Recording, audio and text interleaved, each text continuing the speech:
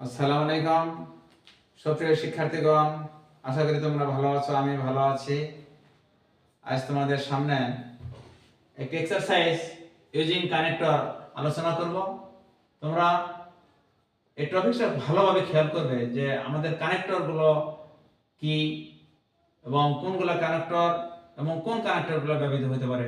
অবশ্যই তোমাদের ধারণা আছে যে কানেক্টর গুলো কি। আমরা খেয়াল করি বাক্যটি যে গ্যাপ এখানে আছে, you study you will shine in life. বন্ধুরা একটু খেয়াল করবে যে এই যে ক্লজটি, এই প্রিন্সিপাল ক্লজটি অ্যাফার্মেটিভ আছে এবং ফিউচার টেন্স।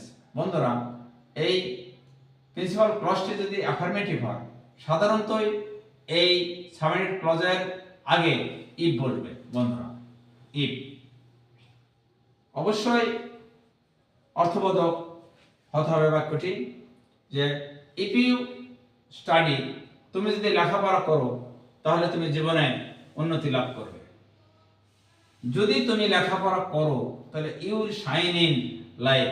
তাহলে মূল বিষয়টি এই ক্লজটি অ্যাফার্মেটিভ। যদি ক্লজটি অ্যাফার্মেটিভ হয় এবং ফিউচার ইনডিফিনিট টেন্স হয়, সাধারণতই এই সাবঅর্ডিনেট ক্লজের আগে ইফ বসে। বন্ধুরা নেক্সট আমরা খেয়াল করছি যে এখানে দ্বিতীয় ক্লজটি নাম্বার 2, দ্বিতীয় ক্লজটি ফিউচার ইনডিফিনিট এবং নেগেটিভ। তাহলে নেগেটিভ যদি হয় সেখানে আনলেস ব্যবহৃত হবে।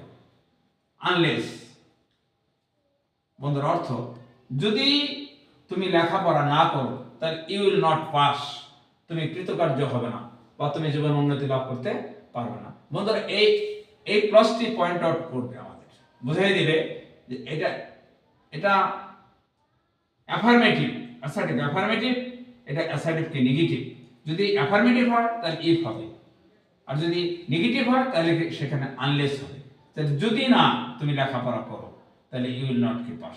বন্ধুরা নেক্সট আমরা দেখতে পাচ্ছি যে করিম ইজ মডেস্ট, গ্যাপ এভরিওয়ান লাইকস হিম, প্রত্যেকেই তাকে পছন্দ করে কারণ সে ভদ্র।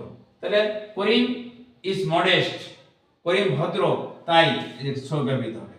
বন্ধুরা অবশ্যই আমাদের এই দুটি ক্লজের একটা সমন্বয় করতে হবে, সমন্বয় করে আমাদের এই কানেক্টরগুলো ব্যবহার করতে হবে।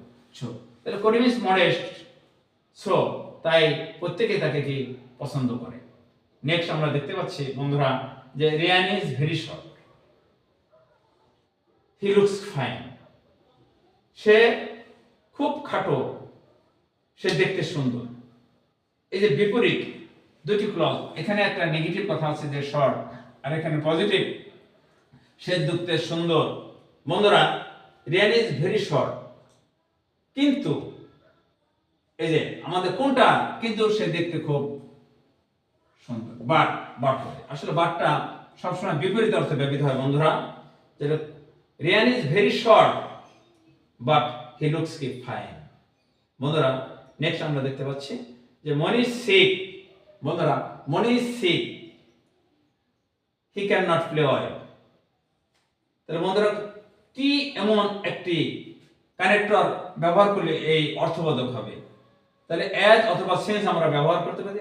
যেহেতু মনি অসুস্থ সেহেতু হি can not play well, as অথবা সিন্স এখানে ব্যবহৃত হতে পারে। বন্ধুরা আমরা নেক্সট আবার একটু আলোচনা করব যে কেন এখানে ইফ হলো।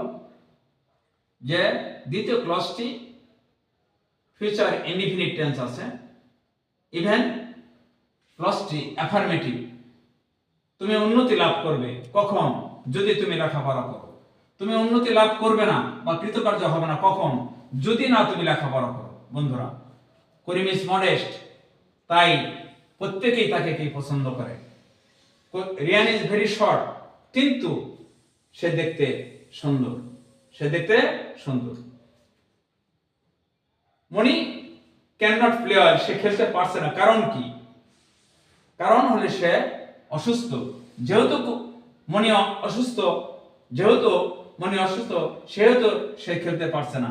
অ্যাজ মনি ইজ সিক, যেহেতু মনি অসুস্থ সেহেতু হি ক্যান নট প্লে ওয়েল। বন্ধুরা, এভাবে যদি আমরা এক্সারসাইজ প্র্যাকটিস করি তাহলে আশা করি তোমরা ভালো করবে।